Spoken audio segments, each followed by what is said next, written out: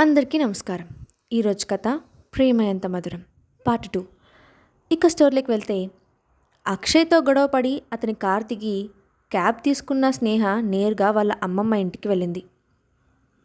5 ఏళ్ల తర్వాత కొడుకుతో ఆ ఇంటి గుమ్మంలో అడుగుపెట్టి ఆ ఇంటిని చూసింది.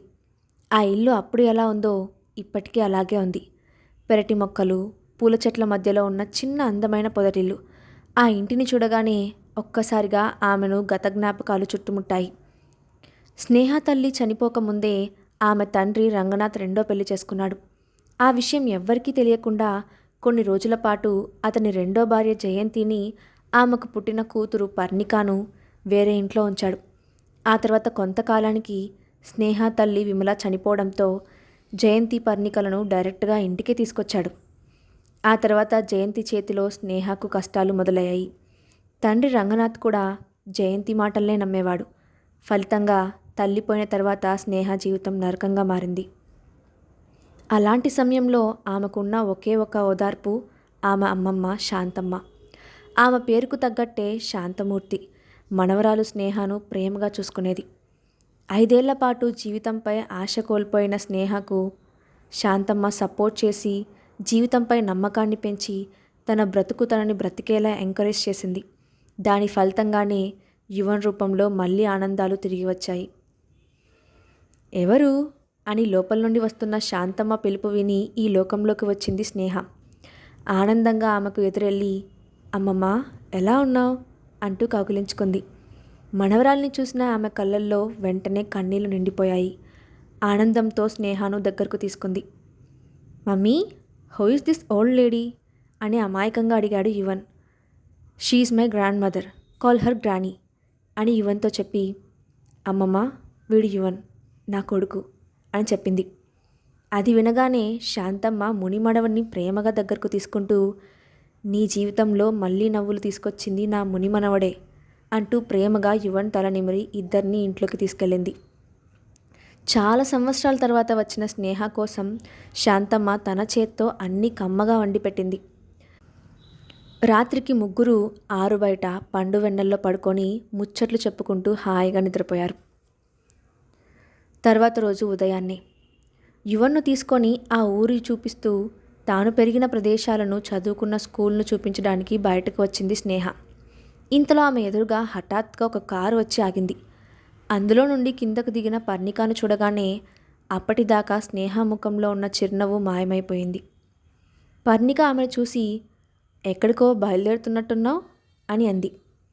స్నేహ విసుగ్గా, నేనెక్కడికి వెళ్తే నీకెందుకు, దయచేసి నన్ను డిస్టర్బ్ చేయకు ప్లీజ్ అంటూ అక్కడి నుండి వెళ్ళబోయింది. కానీ పర్ణిక ఆమెకు అడ్డంగా నుంచుంటూ, చూడు, నేనేమి నీ మీద ప్రేమతో ఇక్కడికి రాలేదు. అసలు నీ ముఖం చూడడం కూడా నాకు ఇష్టం లేదు. కానీ నాన్న నిన్ను చూడాలంటున్నారు. ఆయన కోసమే ఇక్కడికి వచ్చాను అని చెప్పింది. ఆ మాటలు వినగానే స్నేహ అక్కడే ఆగిపోయింది. ఆమెకు తన కుటుంబంతో ఎలాంటి సంబంధం పెట్టుకోవాలని లేదు. కానీ ఇప్పుడు తన తండ్రి మాట వినకపోతే అతను తన అమ్మమ్మను బెదిరించి ఇబ్బంది పెడతాడని తెలుసు. ఇన్ని సంవత్సరాల తర్వాత ఇండియా రావడానికి ప్రధాన కారణం కూడా రంగనాథ్. స్నేహకి కాల్ చేసి, ఇంటికి పెద్ద కూతురుగా ఉన్న నువ్వు నీ చెల్లెలకి జరగబోయే ఎంగేజ్మెంట్లో లేకపోతే నలుగురు 4 రకాలుగా మాట్లాడతారు. అందుకే ఈ పెళ్ళి సరిగ్గా జరగాలంటే ఎట్టి పరిస్థితుల్లోనూ నువ్వు ఇండియాకి తిరిగి రావాలి.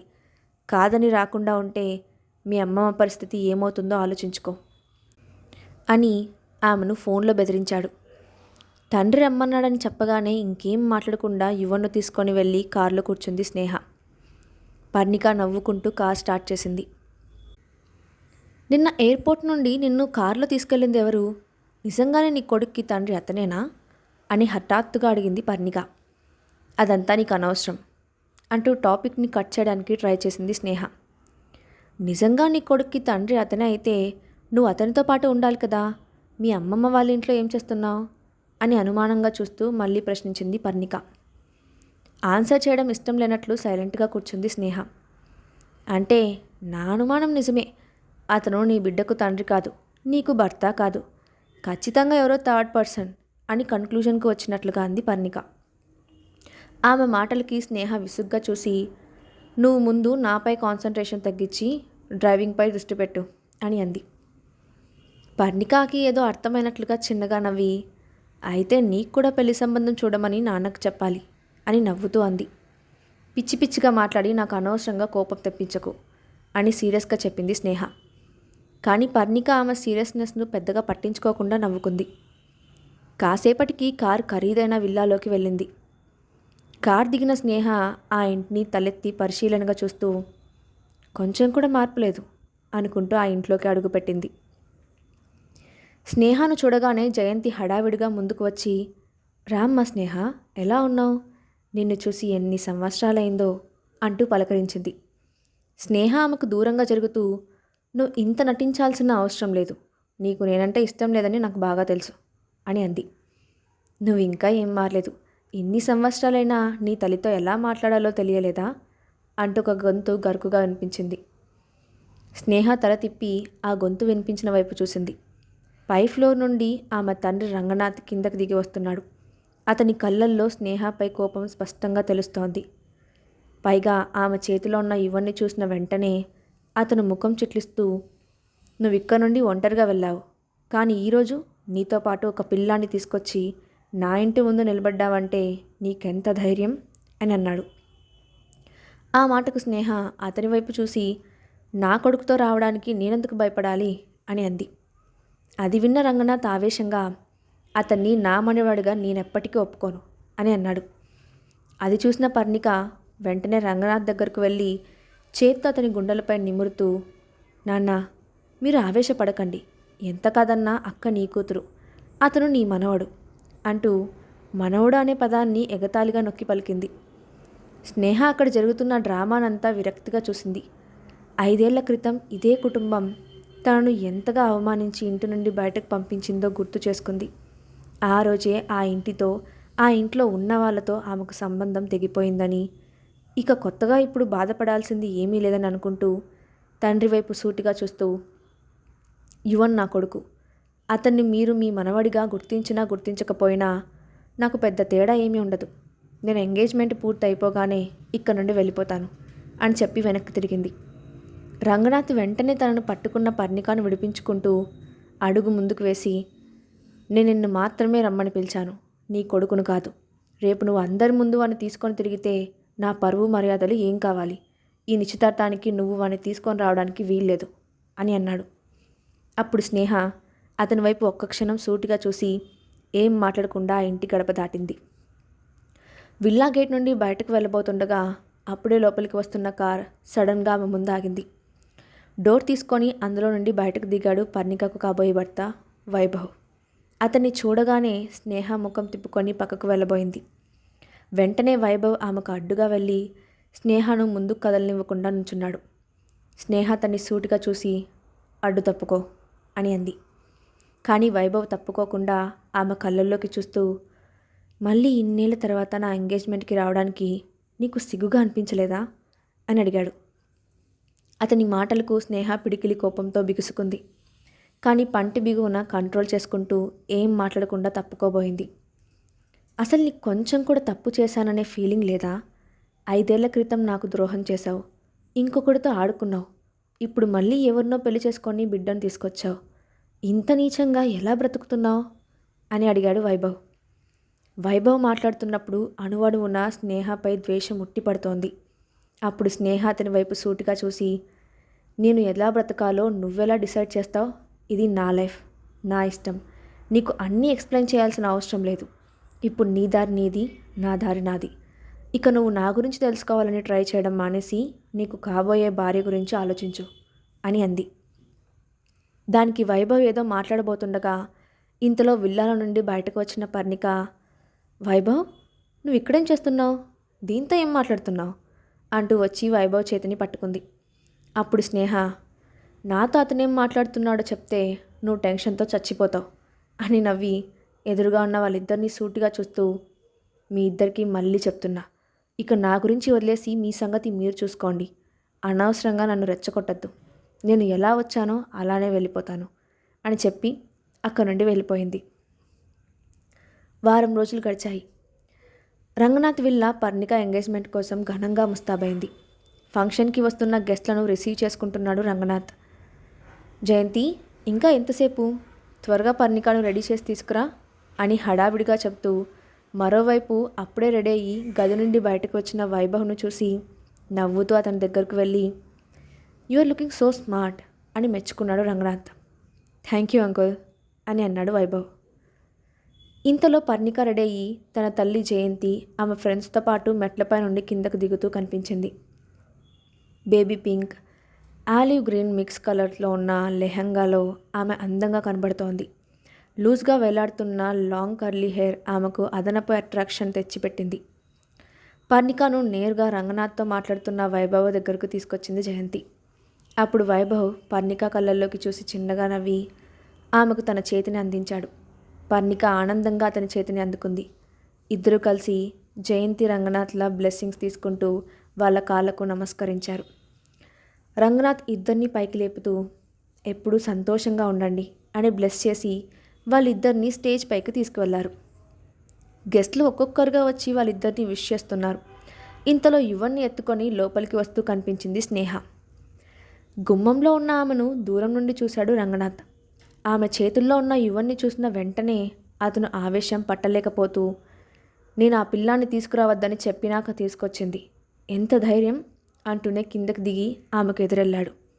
అతని ఆవేశం చూసిన పర్ణిక కూడా నాన్న ఆగండి అంటూ తండ్రి వెనకే కిందకి దిగి రావడంతో వచ్చిన గెస్టులందరూ వాళ్ళ వైపే చూడడం మొదలుపెట్టారు. రంగనాథ్ కోపంగా వెళ్ళి స్నేహ ముందు నించొని పళ్ళు కొరుకుతూ నీకు ముందే చెప్పా కదా ఈ పిల్లాన్ని తీసుకురావద్దని, మళ్ళీ ఎందుకు తెచ్చావు? ముందు అన్నీ ఎవరికైనా ఇచ్చి వెనక్కి పంపించేయి అంటూ భయంగా చుట్టూ చూశాడు. అతని కూతురు ఒక బిడ్డకు తల్లి అని అక్కడ వాళ్ళెవ్వరికీ తెలియకూడదని అనుకుంటున్నాడు రంగనాథ్. కానీ అప్పటికే అందరూ వాళ్ళ వైపు చూడడం మొదలుపెట్టారు. తండ్రి ప్రవర్తన స్నేహ గుండెల్లో ముళ్ళులా గుచ్చుకుంటోంది. కానీ ఆమె దాన్ని బయటికి కనపడనీయకుండా యువన్ను గట్టిగా హత్తుకుంటూ నేను ఎక్కడుంటే నా కొడుకు అక్కడే ఉంటాడు, వద్దంటే చెప్పండి ఇప్పుడే బయలుదేరతాను అంటూ వెనక్కి తిరగబోయింది. పర్ణిక వెంటనే స్నేహ చేపట్టుకొని ఆపుతూ అక్క, నాన్న ఏదో ఆవేశంలో ఉన్నారు, కానీ ఆయనకు నువ్వంటే చాలా ఇష్టం. అయినా ఈరోజు నా ఎంగేజ్మెంట్ అక్క, నాకు నీ బ్లెస్సింగ్స్ కావాలి, నా కోసమైనా నువ్వు వెళ్ళొద్దు అంటూ అందరి ముందు డ్రమాటిక్గా మాట్లాడింది. వైభవ్తో జరిగే తన ఎంగేజ్మెంట్ చూసి స్నేహ లోపలే కుళ్ళి ఏడవాలని, తన జీవితం ఆమె జీవితం కన్నా ఎంత బాగుందో స్నేహ చూడాలని, ఇదంతా జరగాలంటే ఆమె అక్కడే ఉండాలని అనుకుంది పర్ణిక. అందుకే ఆమెను ఎలాగైనా ఆపాలనుకుంది. పర్ణిక మాటలు విని స్నేహ ఆమెను ఎగతాళిగా చూసి తండ్రి వైపు తిరిగి మీరు చెప్పండి, ఉండమంటారా వెళ్ళమంటారా అని అడిగింది. రంగనాథ్ వెంటనే పర్ణిక వైపు చూశాడు. ఉండమని చెప్పు నాన్న అని అంది పర్ణిక.